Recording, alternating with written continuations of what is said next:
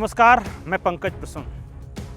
दोस्तों, बीजेपी के अंदर इस वक्त सबसे बड़ी चर्चा है वो ये है कि 2024 तो ठीक है, लेकिन 2024 में मोदी के बाद कौन?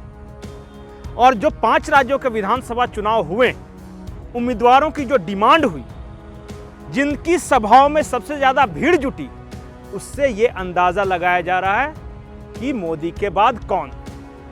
बीजेपी के 3 स्टार प्रचारक ऐसे रहे जिनकी सबसे ज्यादा डिमांड थी।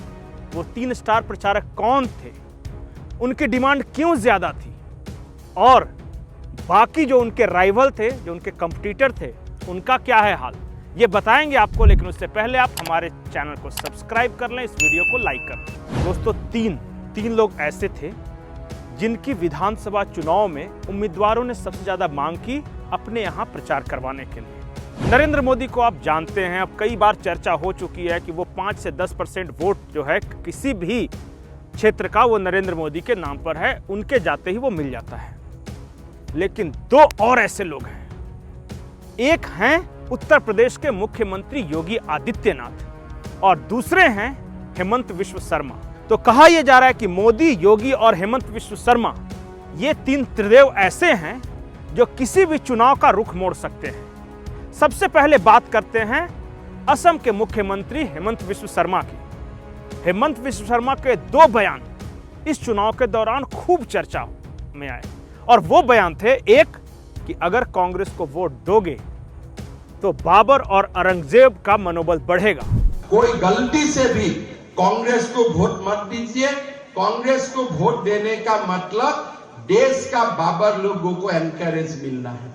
अगर कांग्रेस को अब वोट देता है तो औरंगजेब लोगों को विटामिन मिल जाते हैं। ये जगह में अगर कांग्रेस जीतता है, देश का बाबर औरंगजेब देश का कोने कोने में हमारे लोगों का ऊपर अत्याचार शुरू कर देगा। आज कर्नाटक में कांग्रेस जीता, कर्नाटक में डेली क्या हल्ला होता है आप लोग सुनते रहिए। डेली कहां से बाबर औरंगजेब लोगों को ऑक्सीजन मिल गया पता नहीं, हल्ला शुरू कर दिया। कांग्रेस जीते और तुरंत वो लोग का हल्ला शुरू। यही है वो लोग का राजनीति। और दूसरा उनका बयान था कि हाँ, मैं खुलकर हिंदू की राजनीति करता हूं, तो इसमें बुराई क्या है?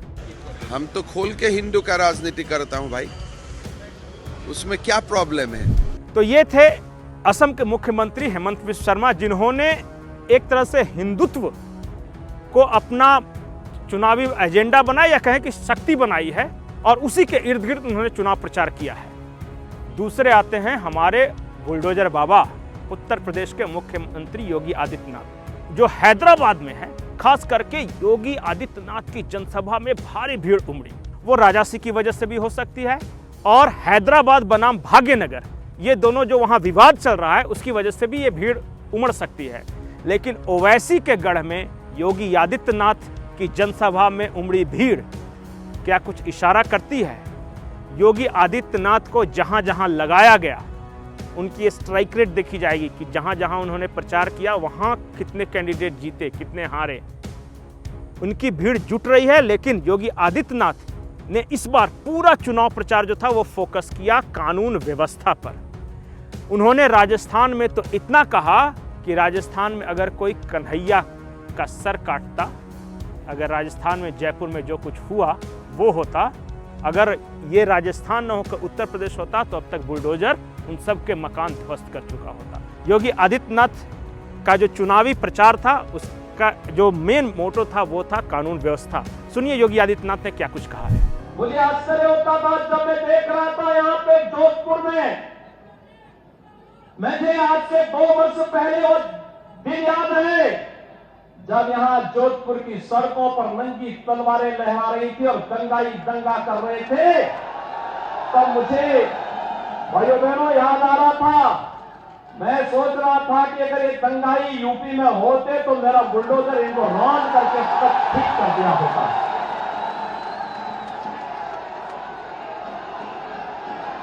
आप आश्चर्य करेंगे किस प्रकार का नंग तांडव था।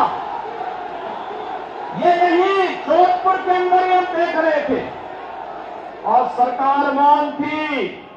ये वोट बैंक के नाम पर अराजकता फैलाने की छूट कब तक होगी?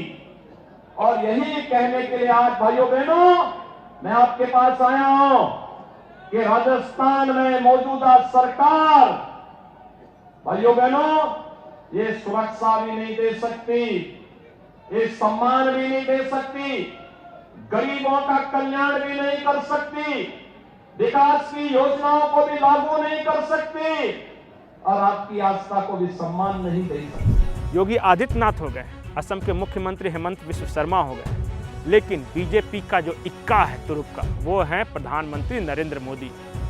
और अगर हेमंत बिस्वा शर्मा हिंदुत्व को लेकर चल रहे हैं, योगी आदित्यनाथ कानून व्यवस्था या बुलडोजर को लेकर चल रहे हैं, तो नरेंद्र मोदी भ्रष्टाचार, ईडी सीबीआई के छापे, जो भ्रष्ट होगा उसको चुकाना होगा, जो जिसने जनता को लूटा है उसे वापस करना होगा। इन्हीं सब मुद्दों के इर्द गिर्द ज्यादातर प्रधानमंत्री बोले और राजस्थान में उन्होंने जिक्र किया लाल डायरी का। लाल डायरी क्या है, प्रधानमंत्री नरेंद्र मोदी ने क्या कुछ कहा, पहले वो सुनिए, उसके बाद आगे की कहानी। लाल डायरी की सबसे अधिक चर्चा है इस साल, और इस लाल डायरी के पन्ने जैसे जैसे खुल रहे हैं वैसे वैसे जादूगर जी के चेहरे पर हवाइयां उड़ रही हैं। इस लाल डायरी में साफ साफ लिखा है कि कांग्रेस सरकार ने 5 वर्षों में आपके जल, जंगल और जमीन को कैसे बेचा है।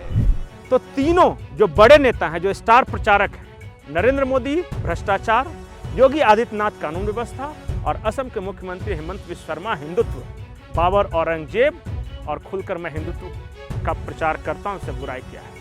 लेकिन इन तीनों के अलावा और किस किस नेता के चुनाव की मांग रही, जो कि वो हमारे यहाँ के प्रचार कर उम्मीदवारों ने किसकी मांग की, तो उसमें 2 नेताओं का नाम प्रमुखता से लिया जा सकता है। एक तो गृह मंत्री अमित शाह हैं और दूसरे हैं गडकरी। गडकरी को लोग उनके काम की वजह से पसंद करते हैं और अमित शाह को उनकी सख्त छवि के कारण। मोटा भाई हैं, सब ठीक कर ले। ये 5 बनाम कांग्रेस के देंगे तो कांग्रेस के पास कौन कौन?